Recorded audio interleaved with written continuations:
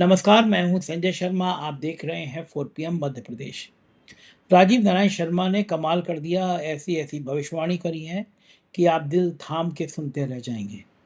उनका कहना है कि बहुत तेज़ी के साथ समय बदल रहा है, हमेशा के लिए कुछ ज़्यादा ही खराब बदल रहा है।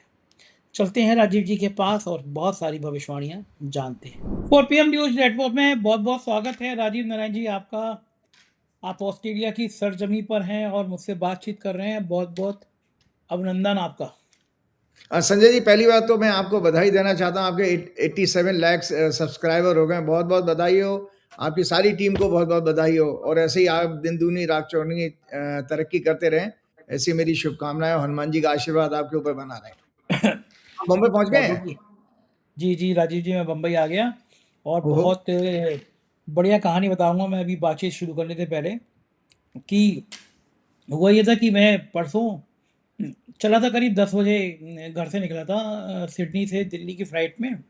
जी। तो लगभग 23 घंटे की फ़्लाइट थी। फिर हम्म। दिल्ली उतरा, दिल्ली में कुछ मीटिंग्स थी, सीधा एयरपोर्ट से भागते-भागते मैंने कुछ मीटिंग करी और शाम को फिर मैं बम्बई आया। तो हम्म। बहुत थकान हो रही थी, कंटिन्यू 36-36 घंटे में लगातार दौड़ रहा था। तो जब मैं एयरपोर्ट पे उतरा तो मेरे पास एक बड़ा ब्रीफ़केस था और लैपटॉप का बैग था। तो मैंने ड्राइवर से कहा गाड़ी में रखो, मैं गाड़ी में आके बैठ गया। जब घर पे आया तो मैंने कहा लैपटॉप का बैग निकाल दो, शो करना है। ड्राइवर बोला वो लैपटॉप का बैग तो है ही नहीं, आप लाए नहीं। हम्म। मैं कहा नहीं भैया, मैं ट्रॉली से बाहर निकाल के लाया। बोले नहीं, नहीं सर, मैं पक्का मालूम है लाया नहीं आप। मैं बड़ा परेशान।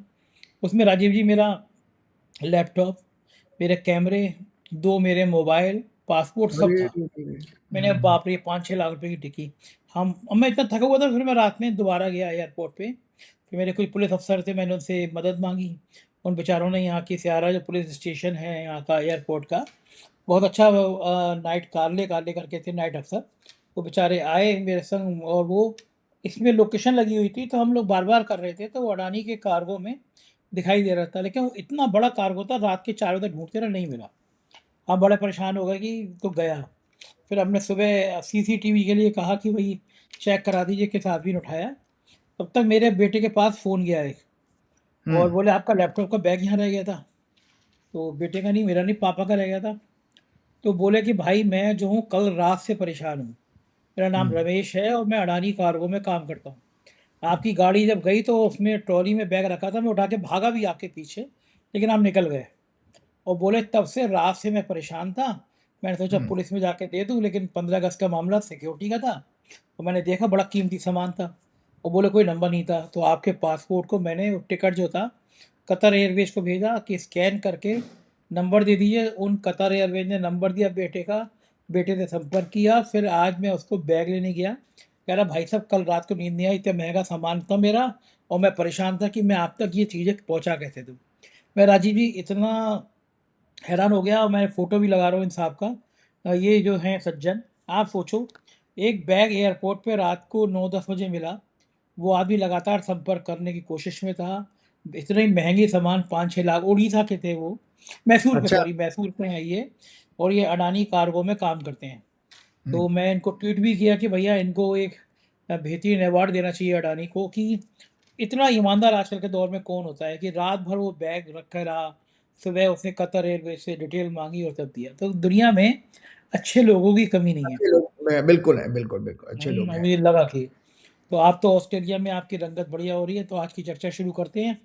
सबसे जी। पहले ये बताइए कि आपने कहा था ये जो सत्र चल रहा है, हम्म। इसमें कोई बिल पास नहीं होगा, जबकि पूरी उम्मीद थी कि बिल पास करा लेंगे ये लोग परिसीमन का।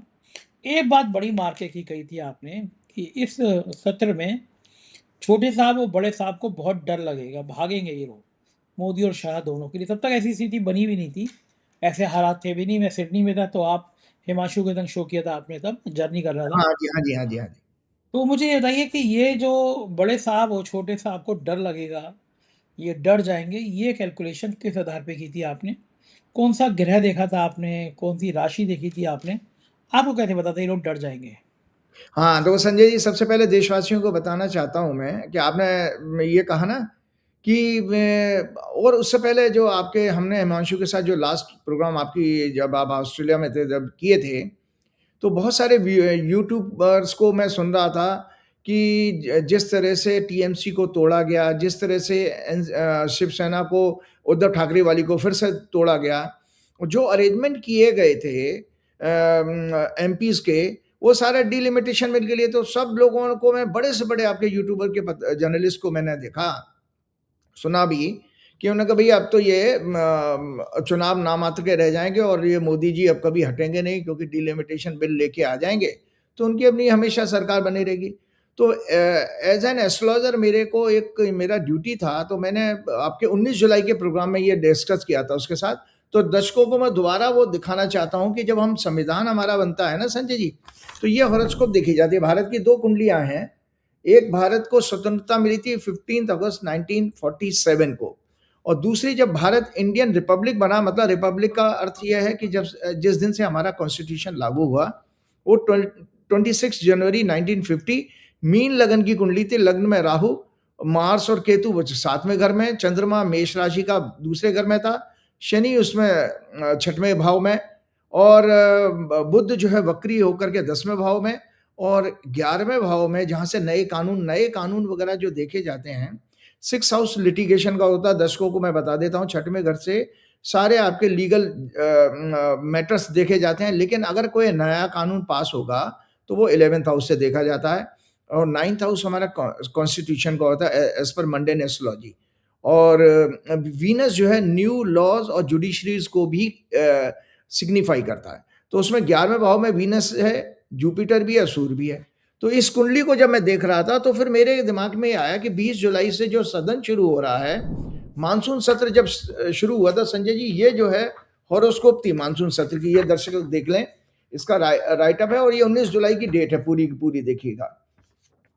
तो मैं आपको सिलसिलेवार बताता हूँ कि क्या जबरदस्त कैलकुलेशन है कि क्या, देखिए उस समय तक किसी को ये पता नहीं था कि इतना बड़ा मुद्दा बन जाएगा कि जो बच्चों को 20 जुलाई की ऊपर जो उन्होंने अटैक कराया मोदी और शाह ने, वो इतना बड़ा रूप में बैकफायर करेगा कि उसकी वजह से वो सदन में भी नहीं आएंगे, और सदन में नहीं आएंगे, और ये लोग ऐसे लोग जहाँ पर इनकी वो क्या नाम, अमित शाह जी के लौह पुरुष, और मोदी जी कहते थे 56 इंच का सीना और एक अकेला सब पे भारी, ऐसी ब्रांडिंग इनकी 2010 से की गई थी इन दोनों नेताओं की, और हजारों करोड़ रुपए खर्च किए गए थे इतना, और वो दोनों के दोनों डर क्यों गए। तो इस विषय पर आज एक छोटा सा स्पेशल मैं कंटेंट आपके साथ शेयर करूंगा कि दुनिया के जितने भी तानाशाह हुए हैं संजय जी, वो तानाशाह क्रूर थे, उन्होंने बहुत अत्याचार किया अपने अपने देशों में, लेकिन अंदरूनी रूप से वो डरपोक बहुत होते हैं। तो ये दोनों लोग भी इसी तरह से डर के कारण, तो हम आगे बढ़ते हैं पहले। तो मानसून सेशन 2026 20 जुलाई 2026 को हमने 11 बजे हमारी संसद शुरू होती है, तो ये 11 बजे पे कुंडली बना ली। उस समय ब्रह्मांड में कन्या लग्न उदय हो रहा था, चंद्रमा शनि से पीड़ित था, मंगल शनि से भी पीड़ित था 9th हाउस में। चंद्रमा इंडियन रिपब्लिक की हॉरोस्कोप के अनुसार 6 एक्सिस बना रहा था। तो चंद्रमा हमारा सुख का और हमारी सक्सेस का सिग्निफिकेटर है। कभी भी कोई काम बनेगा अगर उस दिन ट्रांजिट में चंद्रमा आपके जन्म के चंद्रमा से अच्छी सीक्वेंस ना बना रहा हो और पीड़ित हो, तो वो उस दिन आप खुश तो नहीं हो सकते हैं। तो ये जब घटना कंसीव की सदन की, तो उस समय मैंने 6 एक्सिस थी, क्योंकि मेष लगन का चंद्रमा हमारे जन्म की इंडिपेंडेंट क्या ना इंडियन रिपब्लिक की हॉरोस्कोप में है, इसीलिए मैंने ये फलादेश है, ये इंपॉर्टेंट करके लिखा है, हाईलाइट ऑफिस में बोलिएगा, हाईलाइट जरूर करा दें। इसलिए planetary position alignments BJP government के किसी तरह के षड्यंत्र मेलाफाइड इंटेंशंस के साथ लाए गए किसी कॉन्स्टिट्यूशन बिल को पास न होने देने का संकेत दे रहे हैं। और भाजपा की उस समय दशा भी जो चल रही थी, चंद्रमा शुक्र, जिस दिन सदन शुरू हुआ, चंद्रमा शुक्र चंद्रमा, और चंद्रमा शुक्र दोनों उनके 6-8 बार 6 हाउस और 12th हाउस के एक्सेस में हैं, तो वैसे भी अच्छी नहीं है। तो इसलिए भाजपा की बर्थ हॉरोस्कोप भी इनको इस सेशन में बहुत बड़ी अचीवमेंट या सक्सेस के ग्रह योग नहीं दिखा रही थी। ये पार्टी और इनकी पूरी सरकार एक मजबूत अपोजिशन का सामना करेगी, इनके सारे षड्यंत्र विफल होने के ग्रह योग हैं। तो अब आप देखिए, ये भी एक घटना पूरी हुई संजय जी कि विपक्ष कितना मजबूत होकर के बाहर प्रदर्शन करता रहा, और लास्ट के दिन में तो बड़ा मजेदार वो नारा लगा जो बच्चों ने, जेनजी ने, जो पॉपुलर इनका स्लोगन हुआ है, 56 इंच का छोटा बंदर, भाग नरेंद्र, बाल नरेंद्र, इतने सैकड़ों मैंने गाने सुन लिए हैं। तो उस दिन पवन खेड़ा जी भी लास्ट डे जो है उसको कह रहे थे, तो वो सदन के तक अंदर तक पहुंच गया। इतना जबरदस्त उससे परसेप्शन इनका खराब हुआ है। तो ये पार्टी, इनकी पूरी सरकार एक मजबूत अपोजिशन का सामना करेगी, इनके सारे सदन विफल होंगे। तो मैंने आपको ये भी बताया, क्योंकि फोर्थ हाउस पर शनि मंगल की दृष्टि है, विपक्ष का बेहद आक्रामक एग्रेसिव प्रोटेस्ट सरकार की नीतियों विफलताओं के खिलाफ होगा। ये नीचे है, देखिए मैं 19 जुलाई का ही राइटअप आप लोगों को दिखा रहा हूं। तो ये सब भविष्यवाणियां सच हुई हैं। तो इससे हमको ये लगता है कि हम ज्योतिष की जब बात करते हैं, एक साइंस है, विज्ञान है, हम केवल जब हमारी अगर गणना कैलकुलेशन ठीक है तो रिजल्ट्स अच्छे से आते ही आते हैं। भाई आप देखिए, कोई आज से मेरे से पहले संजय जी, आप लोगों को पता है, मैं अक्सर कई बार प्रोग्राम में बता चुका हूँ, लोग ताज्जुब करते हैं कि मैं राजनीति की बातें क्यों करता हूँ, जबकि राजनीति विषय ही ज्योतिष का था। क्योंकि अब राजनीति शब्द को अगर आप ब्रेक करेंगे संजय जी, राज प्लस नीति, राज कहते हैं अंग्रेजी में गवर्नेंस को, और नीति कहते हैं पॉलिसीज को। तो पहले राजगुरु ही तो इन गवर्नेंस और पॉलिसीज को बनाने में मदद करता था। और मैंने एक और चीज की, क्या नाम है, इसमें एक और चीज मैंने प्रिडिक्ट की थी। इसके अंदर लिखा था कि सदन में स्पीकर का रोल बेहद नेगेटिव, झगड़ालू, नॉन ट्रांसपेरेंट होगा, न्याय नैतिकता के मापदंड पर बेहद पक्षपातपूर्ण और घटिया रहेगा। इस कुंडली का जब मैंने D10 चार्ट बनाया था, वो भी बहुत अच्छा ग्रहों का योग नहीं दिखा रहा था, और मैंने इसके अंदर लिखा D10 चार्ट स्पष्ट रूप से इंडिकेट कर रहा है कि सदन स्ट्रॉन्ग विपक्ष द्वारा कंट्रोल किया जाना चाहिए। धरना प्रदर्शन व्यापक रूप से होंगे। विपक्ष, तो अब आप देखिए कि स्ट्रॉन्ग विपक्ष की नरेंद्र मोदी, अमित शाह जैसे लोगों को सदन में नहीं घुसने की हिम्मत हुई। और इसके साथ साथ आपने देखा कि वो लास्ट डे में जब वो वंदे मातरम गाने के लिए 3 मिनट बाद आए, और 3 मिनट बाद ही सदन को बंद कर दिया गया। ये अपने आप में इतिहास बन गया। उसके अलावा एक छोटी सी चीज और, मैं पुरानी प्रीवियस प्रिडिक्शन को शेयर करता हूँ। ये सब 19 जुलाई को, देखो 20 जुलाई को संजय जी आपको याद होगा, 20 जुलाई से सदन शुरू हुआ, 20 जुलाई को प्रोटेस्ट मार्च था बच्चों का। उस समय ये भी बात आ रही थी कि ये लोग प्रोटेस्ट मार्च होने नहीं देंगे, लेकिन प्रोटेस्ट मार्च हुआ भी। और उसके बाद जो उन्होंने कार्रवाई की सरकार ने, वो आज तक सरकार के लिए गले की हड्डी बन के बन चुकी है। तो मैंने एक और राइटअप आप लोगों के साथ शेयर करता हूं दर्शकों। ये लिखा, क्या 20 जुलाई को कॉकरोच जनता पार्टी का प्रपोज जंतर मंतर से संसद तक का मार्च सफल होगा या नहीं, एस्ट्रोलॉजिकल एनालिसिस दी थी। तो मैंने कहा जो आपको 6 जून 2026 को लगभग 11 बजे जो आंदोलन पहली बार किया था CJP ने, उस दिन ब्रह्मांड में कर्क लगन था जो मूवेबल साइन था, और मंगल अपनी राशि में 10वें भाव में था। 9th लॉर्ड जुपिटर को लग्न को एक्सपेक्ट कर रहा था। 9th लॉर्ड जुपिटर हमेशा मून को 7th हाउस से एक्सपेक्ट करके फिर से जेन्युइनिटी उसकी कंफर्म कर रहा था। तो ये प्रेडिक्शन भी संजय जी पूरी हुई है। किस रूप में पूरी, इसकी भविष्यवाणी में बताता। इंडिया का, मैंने इंडिपेंडेंट इंडिया का वर्थ चार्ट भी शेयर किया था। उसकी दशा भारत की इस समय वर्तमान में उस समय चल रही थी। मंगल में राहु में मरकरी, मार्स एजिटेशन का सिग्निफिकेटर है। राहु करेंटली रूलिंग गवर्नमेंट के हाउस से, मतलब 10वें भाव से ट्रांजिट कर रहा है। बुध स्टूडेंट जैन का सिग्निफिकेटर है। इसलिए भारत की कुंडली के अनुसार युवाओं और स्टूडेंट्स का आंदोलन व्यापक होगा, और सत्ता रूलिंग गवर्नमेंट के लिए अनेक चैलेंजेस लेकर के आएगा। अगस्त फर्स्ट वीक में मंगल राशि बदल कर जन्म की पोजीशन 2nd हाउस में आएगा, और एजुकेशन इंस्टीट्यूशन के हाउस स्टूडेंट्स को प्रभावित करेगा। तो इसका अर्थ यह है कि फिर से छात्र आंदोलन आ रहा है। तो अब आप सच बताइए संजय जी, अगस्त से मैंने कहा, तो अभी आप लोगों ने क्या देखा, झारखंड का फिर मूवमेंट हुआ। तो मंगल की सो हम तो देखिए, झारखंड का मूवमेंट हो, तमिलनाडु का हो, आंध्र प्रदेश का हो, उत्तराखंड का हो, उससे हमारा लेना देना नहीं है। वैदिक ज्योतिष तो ब्रह्मांड के ग्रहों की बात कर रहा है। तो वो तो बार बार छात्र आंदोलन के, तो आज आपको फिर आगे की बात बताने वाला हूं। फिर मैं आपके पसंदीदा सब्जेक्ट कि मोदी और अमित शाह क्यों डर गए, उस पर आ जाऊंगा। भविष्य की, अगर लोगों को एक टेस्ट लग गया, मुझे भी मजा आता है। आप लोगों के लिए मैं तैयारी करता हूं कि भाई आगे क्या भविष्यवाणी देने जा रहे हो। तो एक भविष्यवाणी इस अगले हफ्ते, इसी हफ्ते में देने जा रहा हूं। 16 तारीख को प्रोग्राम लगेगा। ये टेक्निकल राइटअप है संजय जी। 22 तारीख को, 22 अगस्त को बुध जो है अपनी राशि बदल रहा है, और बुध ही का सारा खेल है, बुध और मंगल का गेम है सारा का सारा। हमने आपके प्रोग्राम में, कई प्रोग्राम में रिसर्च पेश की थी कि 1947 के बाद जितने भी आंदोलन देश में हुए हैं, उसमें मंगल, बुध और शुक्र का कनेक्शन आता है, क्योंकि शुक्र लग्नेश है भारत की कुंडली का, और छठवें घर का स्वामी, छठवां घर प्रोटेस्ट आंदोलन का होता है।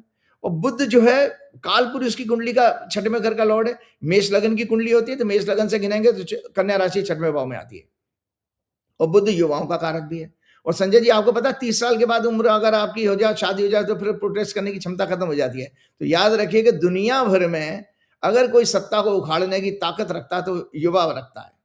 तो वो युवा हमारे जागरूक होगा। मजेदार, आप लोगों के प्रोग्राम जब सुनता हूँ, कई सारे यूट्यूबर्स के तो देखता हूँ, उन्होंने कहा भाई हमारे देश की सोई हुई आत्मा को जगा दिया, देश के जमीर को जगा दिया इन बच्चों ने। ये बच्चे बड़े धन्यवाद के पात्र हैं। तो 22 अगस्त 2026 को Mercury significator of education, intellect, youth, Gen Z, Gen alpha, कोई भी यूथ हो वो इसी कैटेगरी राशि से देखे जाएंगे, अपनी राशि परिवर्तन करके कर्क से सिंह राशि में अराउंड 7:20 शाम को इवनिंग में प्रवेश करेगा। उस समय ब्रह्मांड में जो लगन जो उदय हो रहा है वो कुंभ लगन है, और कुंभ लगन भारत की कुंडली का 10वां भाव है, मतलब सत्ता का, रूलिंग गवर्नमेंट का।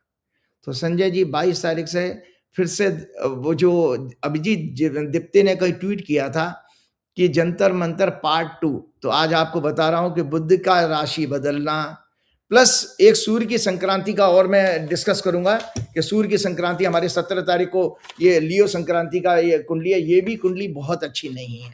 इन दोनों कुंडलियों की विवेचना करने के बाद आपका अब जो पसंदीदा क्वेश्चन लूंगा। तो संजय जी, इसमें ये लग्न में राहु बैठा है इस कुंभ लगन में, और सूर्य जो है जो सोलर मास का कारक होता है, मतलब जब सूर्य संक्रांति होती है वो पूरा सोलर मास हम देखते हैं कि ये महीना कैसा जाएगा जब, तो वो बुध और केतु, सूर्य, ये सब राहु केतु के बीच में पीड़ित हैं। शनि जो है इसके अंदर शुक्र को, हमारे भारत की कुंडली के लग्नेश और 6 लॉर्ड को, जो कि नीच का गोचर कर रहा है इस समय, 1 सितंबर तक रहेगा, वो शनि मंगल दोनों से पीड़ित हो रहा है।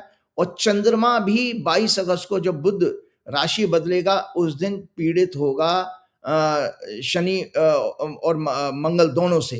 और मजे की बात है 17 जुलाई को 17 अगस्त को जो सूर्य राशि बदल रहा है उस समय ब्रह्मांड में सिंह लगन, मतलब जस्ट अपोजिट कुंभ लगन का, वो उदय हो रहा है।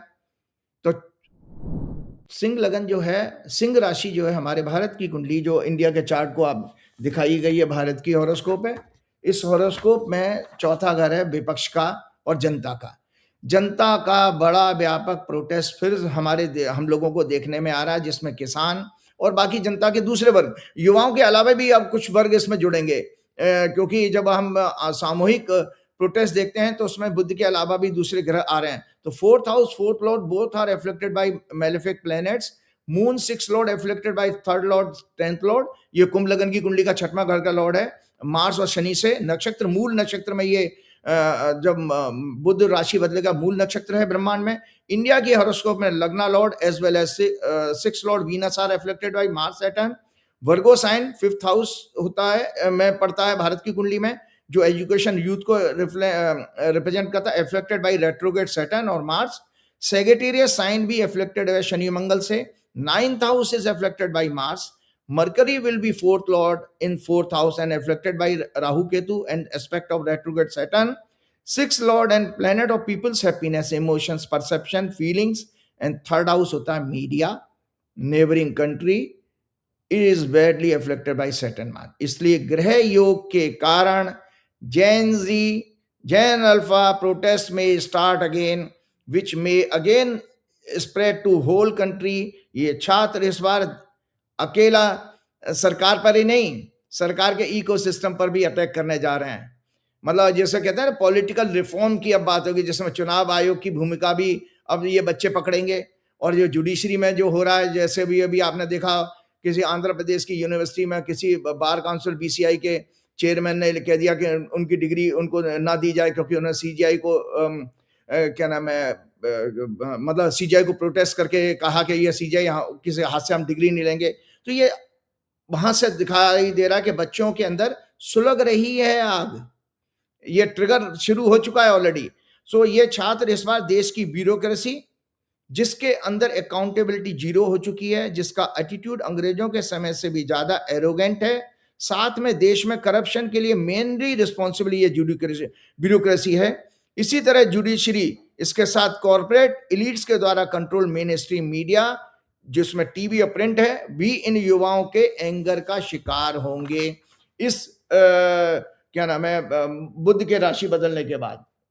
इसी तरह से मैं आपको ये बताना चाह रहा था कि एनुअल हॉरोस्कोप ऑफ इंडिया की हम ये देख लेते हैं। 15 अगस्त को हमारा भारत आजाद हुआ है, हमारा 16 अगस्त का प्रोग्राम है।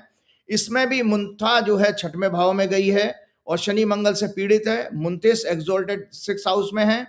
तो ये वर्ष जो है, और थर्ड हाउस जो है इस भारत की जो वर्षफल है आजाद भारत की, वो third house media communication allies neighbouring countries, वो भी शनि मंगल से पीड़ित है। तो संजय जी, इस वर्ष में जो 15 अगस्त 2026 से शुरू हो रहा है वर्षफल, इसमें बड़े से पड़ोसी देशों से किसी तरह की झड़प या बॉर्डर का सीमा विवाद दिखाई दे रहा है और मीडिया पर अटैक आंदोलन इसमें फिर से वापस होने वाला है।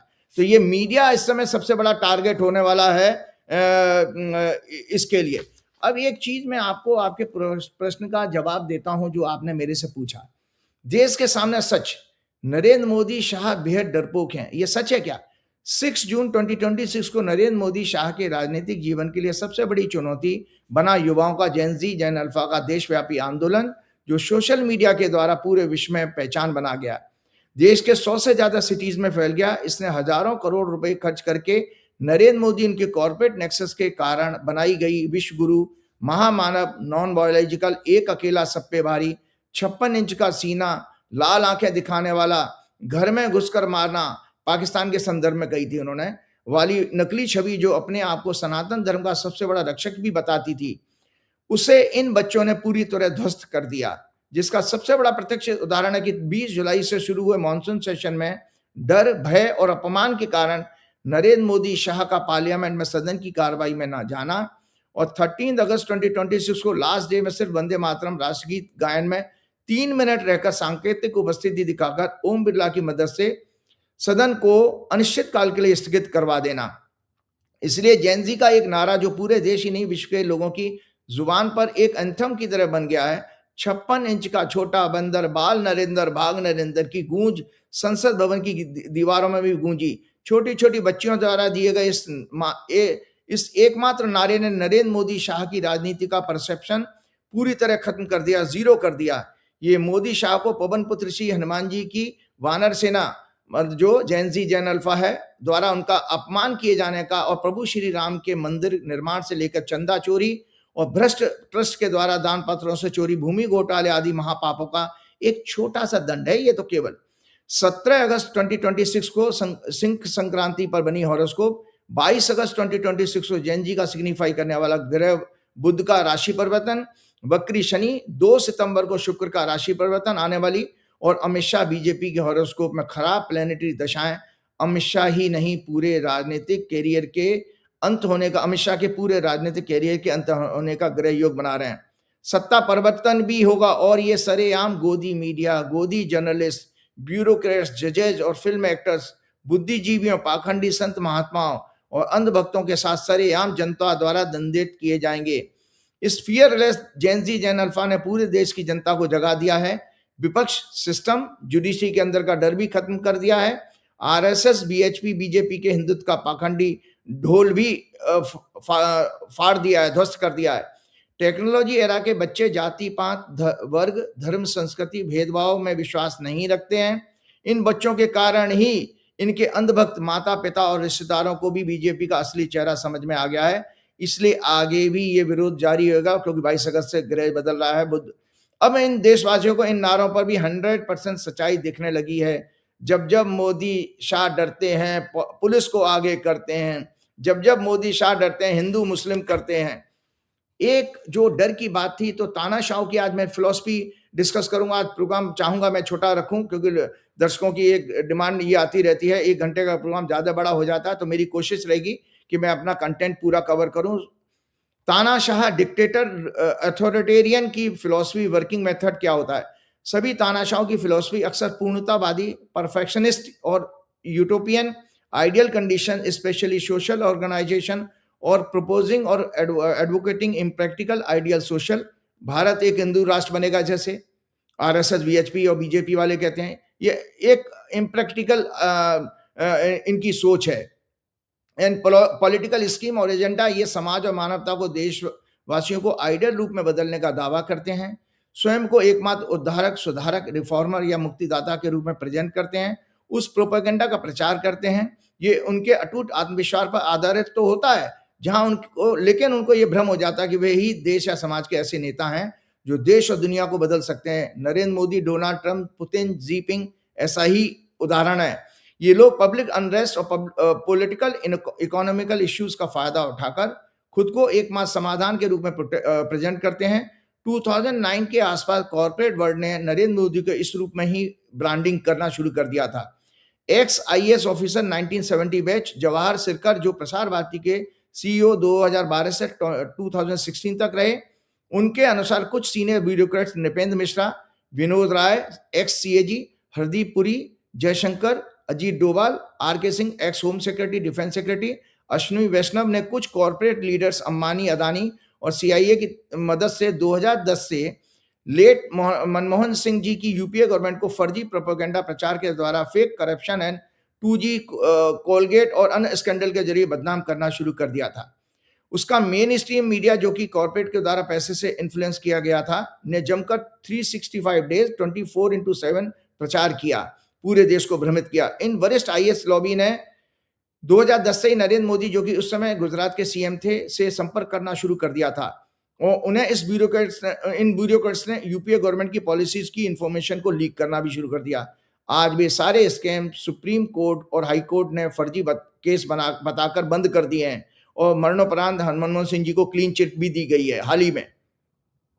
इस षड्यंत्र में main stream media, Baba Ramdev, देश के सैकड़ों बाबा, संत महात्मा, कथावाचक, फिल्म स्टार्स भी शामिल थे। इन लोगों ने एक नकली गांधीवादी नेता के रूप में अन्ना हजारे को खड़ा किया और महाराष्ट्र से लाकर आंदोलन करवाकर एक नई पॉलिटिकल पार्टी को खड़ा करके कांग्रेस को कमजोर करने का प्रयास किया। आज 2026 अगस्त तक ये सभी एक्सपोज हो गए हैं और देश को समझ में आने लगा कि सिर्फ कांग्रेस ही इनका अंत कर सकती है। देश के अपने युवाओं, महिलाओं, दलितों, आदिवासियों, पिछड़ों, गरीब और मजदूरों की रक्षा और उनका कल्याण कर सकती है कांग्रेस पार्टी। और रिसेंटली संजय जी, अभी पूर्व केंद्रीय मंत्री आर के सिंह जी ने 12 अगस्त को, अभी जस्ट 2-3 डेज पहले, एक वीडियो के द्वारा खुलासा किया, जो गृह सचिव, रक्षा सचिव रह चुके हैं, कि नरेंद्र मोदी की सरकार ने चाइना के आगे टोटल सरेंडर कर दिया है और ताकसिंग क्षेत्र में शेरा 5 नामक पेट्रोलिंग पॉइंट पर हमारी सेना ने पेट्रोलिंग करना बंद कर दिया है और वहां पर अब चाइना का कब्जा हो चुका है।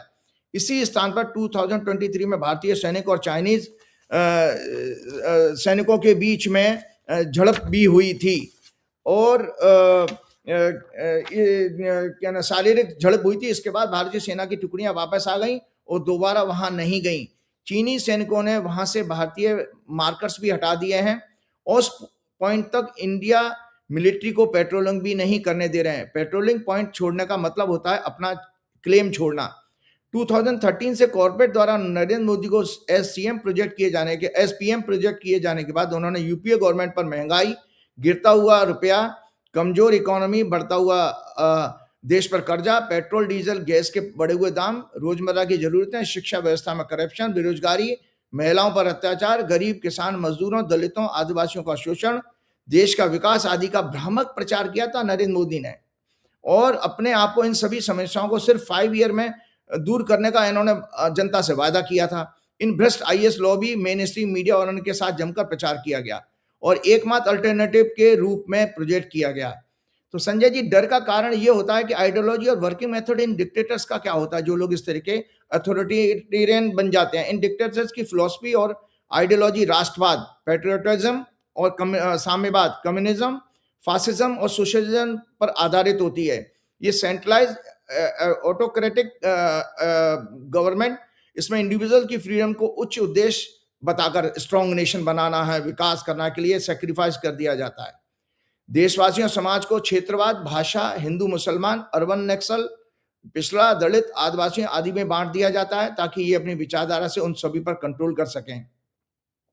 इन सभी के अंदर मेगलोमेनिया और सैडिज्म की प्रवृत्ति होती है, जो इनके बचपन के अनुभवों, पर्यावरण और अन्य राजनीतिक विचारधाराओं के कारण से पैदा होती है। ये अपनी शक्ति का क्रूरता से इस्तेमाल करते हैं।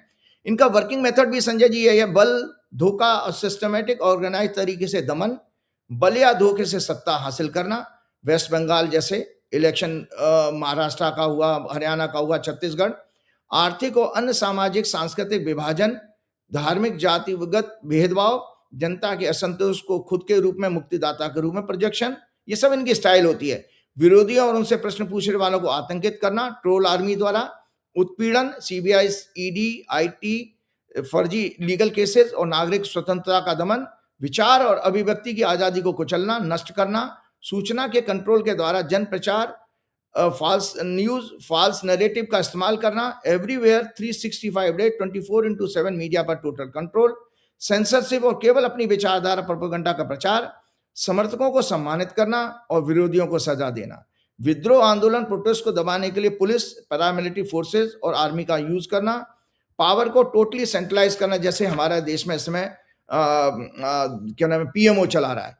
Economy, employment, other social welfare scheme, behaviours को, पब्लिक के बिहेवियर्स को कंट्रोल करने के लिए फर्जी डेटा और डेटा साइंस और अन्य टेक्नोलॉजी का इस्तेमाल करके भ्रमित करना। मोदी गवर्नमेंट में याद करिए संजय जी, 63 से ज्यादा ब्यूरोक्रेट लेटरल एंट्री से आए हैं बाहर से, और शीर्ष पदों पर बैठे ब्यूरोक्रेट्स, जो इसमें ईडी, सीबीआई, केंद्रीय सचिव, गृह सचिव और रॉ का चीफ को बार बार एक्सटेंशन दिया जा रहा है। इससे साफ सिद्ध होता है कि इन्होंने ब्यूरोक्रेसी का मोराल भी यंग ऑफिसर्स का बिल्कुल खत्म कर दिया है। कि जब ये बुजुर्ग लोग जो लोग होते हैं, याद करिए हमारे यहाँ जो वेदों के अनुसार 4 आश्रम कहे गए हैं, तो वानप्रस्थ आश्रम के बाद का व्यक्ति अमूमन बेसिकली सेल्फिश व्यक्तित्व की तरफ चला जाता है। वो अपने परिवार को, अपने धन जोड़ने को, अपने बुढ़ापे की फाइनेंशियल सिक्योरिटी की तरफ काम करेगा। उसके अंदर वो देशभक्ति और वो सब चीजें नाम मात्र की रह जाती हैं। तो इसलिए देखिए संजय जी, जिनके मैंने नाम लिए हैं, ये सारे के सारे लोगों को अभी इन्होंने एक्सटेंशन दिया है। मोदी जी बुड्ढों के जरिए, अब जैन जी इसको कैसे सहन कर लेगा? भाई भविष्य तो उनका है, देश उनका है, अब इन बुजुर्गों से क्या होगा? तो मैं आपको 3 तानाशाहों का अंत बता रहा हूं कि कैसे होता है, और चौथा मॉडर्न अभी अप्रैल में जो हुआ है वो भी। तो एक संजय जी आपको पता, 1325 से लेकर 1351 के बीच में डर का कारण बता देता हूं। पिछले प्रोग्राम में मैंने आप लोगों को बताया था, पैरानोइया बीमारी होती है इस तरह की, जो डर की बीमारी होती है। वो लास्ट राइटअप में मैंने आप लोगों को शेयर भी की थी। तो संजय जी, मोहम्मद बिन तुगलक 1325 से 1351 के बीच में हुआ। नरेंद्र मोदी अमित शाह की तरह अत्यधिक संदिग्ध पैरानॉइड स्वभाव का था। उसके शासन काल में 20 से ज्यादा बार बड़े प्रोटेस्ट हुए मोहम्मद बिन तुगलक के। उसने खुद को सुरक्षित रखने के लिए कई बार सख्त कदम उठाए। मजबूत जासूसी तंत्र का, जैसे हमारे यहाँ पेगासस इस्तेमाल किया जा रहा है। ये 1325 दशकों और 1351 की बातें बता रहा हूं। संदेह पर कठोर सजा, जरा उसको संदेह हो जाए, थोड़े से संदेह पर भी लोगों को गिरफ्तार करके यातना दी जाती थी। जैसे कि मोदी को गाली देना या मीम्स या रील्स वीडियो बनाने पर मुकदमे फर्जी कर दिए जाते हैं। केंद्रीकरण, सेंट्रलाइजेशन और पावर, निरंतर निगरानी, विद्रोहियों के खिलाफ बेरहमी, कठोरता से दंड, ये सब कुछ हम देख रहे हैं हम अपने देश में। 20 मार्च 2051 को तेज बुखार के कारण उसकी डेथ हो गई। गुजरात में एक तुर्की गुलाम के विद्रोह को कुचलने के बाद उसका पीछा करते हुए सिंध तक पहुंच गया। रास्ते में गंभीर रूप से घायल हुआ, वो बीमार हो गया और मर गया। दूसरे सज्जन हुए एडोल्फ हिटलर। ये neurotic psychopath, historic, bordering on schizophrenia और एक्सट्रीम पैरानोइया से पीड़ित था ये एडोल्फ हिटलर। ये भी अपने विरुद्ध लगातार साजिशों का शिकार होने के डर से अपने करीबी सहयोगियों पर भी संदेह करता था। ये इसलिए आप दर्शकों में ये उदाहरण के साथ समझाना पड़ रहा, क्योंकि आपको ये ना लगे कि मैं नरेंद्र मोदी जी के लिए व्यक्तिगत रूप से कोई चीजें कह रहा हूं। आप सिम्टम आप देख रहे हैं, आपके जीवन में वो सब दिख रहा भी है। ये 20 करीबी सहयोगों पर भी संदेह करता था। 20 जुलाई 1944 को एक बम विस्फोट के बाद उसका संदेह और बढ़ गया। उसके बाद उसने किसी पर भी भरोसा करना बंद किया। मोदी जी भी एक टायर फटने से मकान छोड़ के, अपना चीफ मिनिस्टर का हाउस छोड़ के भाग गए थे डर के कारण। उसका भाषण और व्यवहार हमेशा नफरत वाला, व्यंग और कटु वचन से पूर्ण होता था हिटलर का। 30 अप्रैल 1945 को उसने अपने दाहिने कनपट्टी में गोली मार ली। उसकी वाइफ ने साइनाइड खा करके आत्महत्या कर ली थी। उसके बाद दोनों के शव बाहर गार्डन में रखकर पेट्रोल से जला दिए गए थे। तीसरे सज्जन हुआ मुसोलिनी। ये हमारे आरएसएस के पितामह हैं, ग्रैंडफादर हैं। क्योंकि आरएसएस की जो फॉर्मेशन हुई है मुसोलिनी की आइडियोलॉजी, एक बालकृष्ण मुंजे होते थे 1947 के बाद, ये इटली में जाकर के मुसोलिनी से मिले थे। आरएसएस की जो ड्रेस देखते हैं ना, जो भी डिसिप्लिन है, जो भी स्ट्रक्चर है, वो सारा मुसोलिनी की गाइडलाइंस में हुआ है। सो मुसोलिनी इनके लिए बहुत, इटली का वैसे ही कनेक्शन है। आपने मोदी जी ने तो अभी भी मुसोलिनी जी की बजाय मेलोनी पकड़ ली है, वो तो मुसोलिनी तो मेल था। मोदी जी मेलोनी जो वहाँ की पीएम है, उनके साथ अपनी वो मेलोडी चॉकलेट भी देकर के आए थे मोदी जी। तो मुसोलिनी ये आरएसएस की आइडियोलॉजी का पितामह था। ये नार्सिसिस्टिक पर्सनैलिटी, इम्पल्सिव और थिएटरिक था, और कभी कभी डिप्रेसिव लक्षणों वाला था।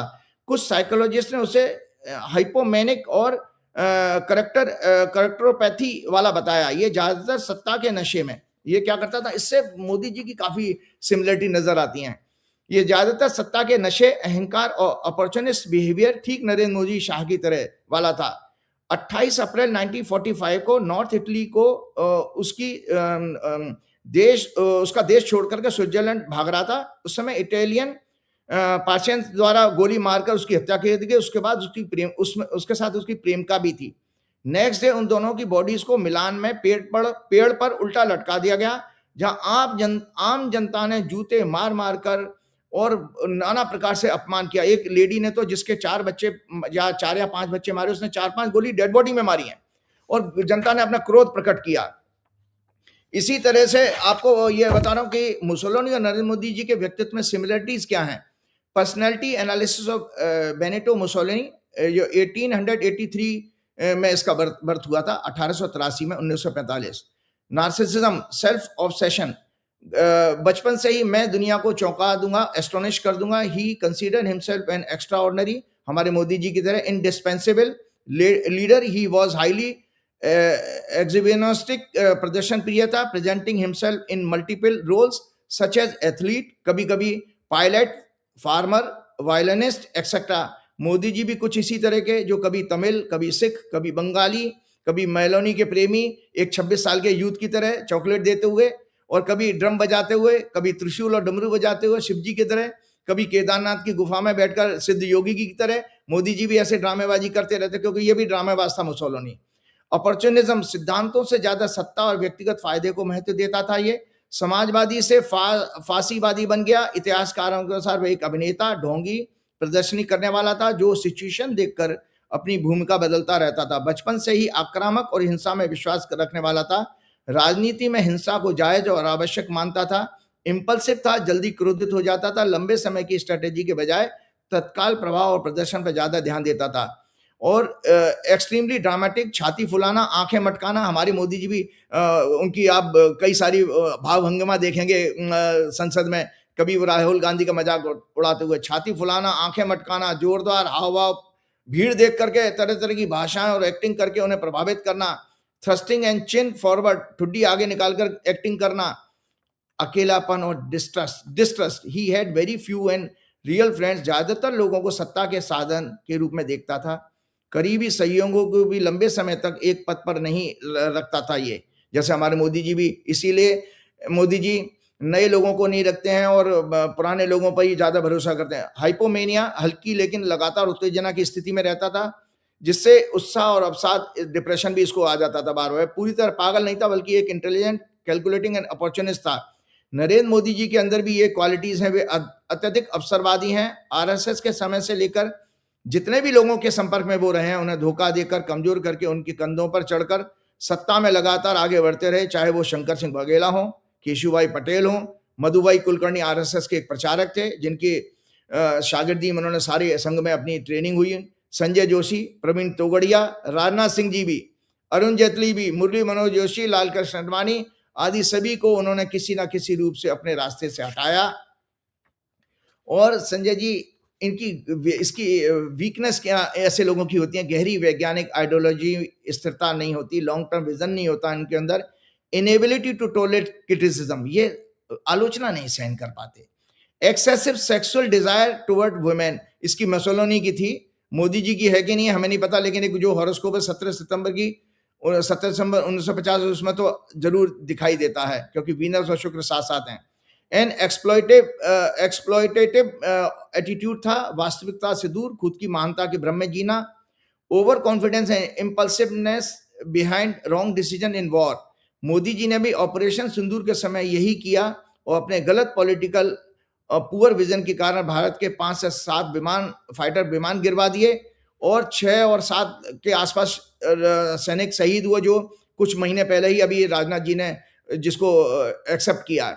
फिर ट्रंप के दबाव में उसके आगे सरेंडर करके अचानक सीज फायर एक्सेप्ट कर लिया। Mussolini was a hollow man, a powerful and attractive on the outside, और हमारे मोदी जी भी 56 इंच का सीना, एक अकेला सब पे भारी, बाहर से तो स्ट्रॉन्ग दिखते हैं कि अंदर से डरपोक हैं, but insecure, lonely and without principal on the inside.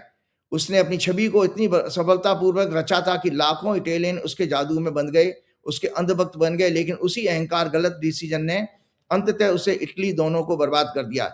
Exactly similar pattern Narendra Modi ji के केस में रिपीट हो रहा है। भारत में भी लाखों अंधभक्त बन गए, उन्हें गिरता हुआ रुपया, खराब अर्थव्यवस्था 4 ट्रिलियन से नीचे पहुंच गई है जनाब। अभी पंकज चौधरी हैं, कौन है, उन्होंने पार्लियामेंट में कहा है आईएमएफ का एक रिप्लाई का जवाब देते हुए 4 ट्रिलियन से नीचे आ गई है। सो 4 ट्रिलियन से भी कम। अभी हाल ही में फाइनेंशियल मिनिस्टर का स्टेटमेंट था, महंगाई, बेरोजगारी चरम सीमा पर, शिक्षा में भ्रष्टाचार, पेपर लीक, खराब डिप्लोमेसी, डेमोक्रेसी का कमजोर होना, राम मंदिर में दान और चंदे की चोरी, सड़ा गला देश का गवर्निंग सिस्टम, समाज में नैतिकता खत्म हो जाना आदि विषयों की देश की भविष्य की कोई चिंता नहीं होती इन अंधभक्तों को। यूपीए गवर्नमेंट के समय से 4 गुना कर्जा जाजा हो चुका है। तो संजय जी एक चीज और बता रहा हूं कि हमारे नरेंद्र मोदी जी का जो हॉरोस्कोप है, जो 17 सितंबर वाला, और इसमें काफी समानताएं दिखाई दे रही हैं मुझे, तो मैं जल्दी से इसको शेयर करता हूं कि ये है मुसोलिनी का और इनका हॉरोस्कोप। ये दोनों के दोनों की कुंडली में शनि और मंगल का योग है, इसीलिए लोग हिंसक मृत्यु के इनका अंत हुआ। चलते समय एक बात और कहूंगा, जो मैंने पिछले प्रोग्राम में कहा था कि 15 अगस्त अभी कल ही निकला है, बस इसके साथ ही समाप्त करना चाहूंगा। फ्रीडम का अर्थ हमने उसको भी बताया था दर्शकों को, फिर से मैं कहता हूँ, फ्रीडम का मतलब यही है कि जब तक उस फ्रीडम का क्या मायने, जब आपका फ्रीडम ऑफ एक्सप्रेशन और स्पीच हमारी तरह पूरी तरह ना मिले, तो एक हम लोगों को रेजोल्यूशन ये लेना चाहिए। दोबारा मैं उस चीज को बता रहा हूं, we must focus freedom from want, freedom from hatred, freedom from discrimination, jealousy, freedom from casteism, freedom from fear and war, freedom from frustration, corruption, nepotism in life, freedom from violence, freedom from exploitation, freedom from dishonor, and freedom from early death and disease। मतलब अच्छा स्वास्थ्य हमारे देश में आए तो हमारे लोगों की जो है दुखद घटनाएं भी कम हो जाएं। तो संजय जी एक चीज आपको ये देखिए, आपको ताज्जुब होगा कि जो हमारे देश में 2012 के बाद हुआ, एग्जैक्टली संजय जी अभी अप्रैल के महीने में 2026 में जनरल इलेक्शन हुआ था हंगरी में, उसने जो किया वो बिल्कुल रिपीट, कॉपी बुक आप देखिए इसमें। तो ये राइटअप के साथ मैं अपना प्रोग्राम यहां खत्म कर दूंगा। 16 ईयर शासन करने वाले हंगरी के तानाशाह विक्टर ऑर्बन के अहंकारी दमनकारी शासन का अंत काल द्वारा, मतलब ये इसलिए बताना जरूरी था कि चाहे वो मोदी जी हों या शाह हों, शाह जी के लिए तो और खराब समय है। देखिए अमित शाह जी की हॉरोस्कोप है, जल्दी से मैं बता देता हूँ। 24 अगस्त से अमित शाह के लिए बहुत खराब, ये देख लीजिए दर्शकों, 24 अगस्त से केतु की दशा शुरू हो रही है, प्रत्यंत दशा। केतु इनके चौथे घर में बैठा है, मानसिक अशांति इनके होने वाली है, 12वें घर से गोचर कर रहा है।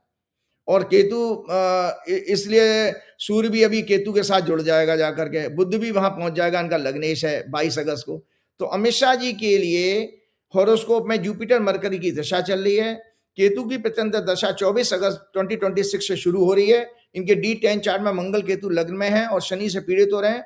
मंगल 4th हाउस में शनि को पीड़ित कर रहा है। मंगल धनु लग्न की इस हॉरोस्कोप का D10 का 12th लॉर्ड भी आता है। इन्हें हेल्थ और पॉलिटिकल कैरियर में बहुत भारी संकटों का सामना करना पड़ेगा। अमित शाह की लौह पुरुष की छवि खत्म, मोदी जी का 56 इंच का सीना वो 56 इंच का बंदर में बदल गया। और जो है मोदी जी का एक अकेला सब पे भारी, वो तो अब उल्टा राहुल गांधी के पास चला गया, बोले कि वो अब सब पे भारी नहीं, एक अकेले पर सब भारी। यह मोदी जी का डायलॉग ये चेंज हो गया है संजय जी, एक अकेले पर सब भारी, यह मोदी जी का नया डायलॉग है। तो ये मैं विक्टर ऑर्बन की बात इसके खत्म कर दिया। विक्टर 2010 में 2/3 मेजोरिटी से गवर्नमेंट फॉर्म की इसने, उसके बाद मीडिया और जुडिशरी और पर सिस्टमेटिकली उसने कब्जा किया। उसने ओपन सेंसरशिप के बजाय नरेंद्र मोदी और अमित शाह ने भी यही हम हथकंडा अपनाया, लीगल, इकोनॉमिकली एंड एडमिनिस्ट्रेटिव तरीके से इन पर कब्जा किया मीडिया की सेंसरशिप पे, जिससे लोगों को और दुनिया को ये लगता रहे कि सब कुछ डेमोक्रेटिकली हो रहा है और रियलिटी में इनकी इंडिपेंडेंस खत्म हो जाए और ये कमजोर भी हो जाए। मीडिया पर कंट्रोल मेनली उनकी ओनरशिप पे कब्जा कर लिया उसने। गवर्नमेंट एडवर्टाइजमेंट और कंट्रोल ऑफ रेगुलेटिंग बॉडी, इसी तरह की पॉलिटिकल पार्टी फिज ने लगभग 80% कंट्रोल मीडिया मार्केट पर डायरेक्टली इनडायरेक्टली कर लिया था।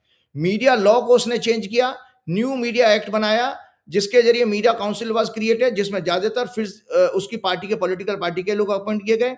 इस काउंसिल को एक्सटेंसिव पावर दी गई to issue licence, impose fines and monitor control. इसी तरह state media was turned into a government propaganda outlet. Editors were replaced and news coverage began to be directed. जैसे हमारे यहाँ पीओएमओ डायरेक्ट कर लेता, बोले वो जोशी जी कर रहे थे।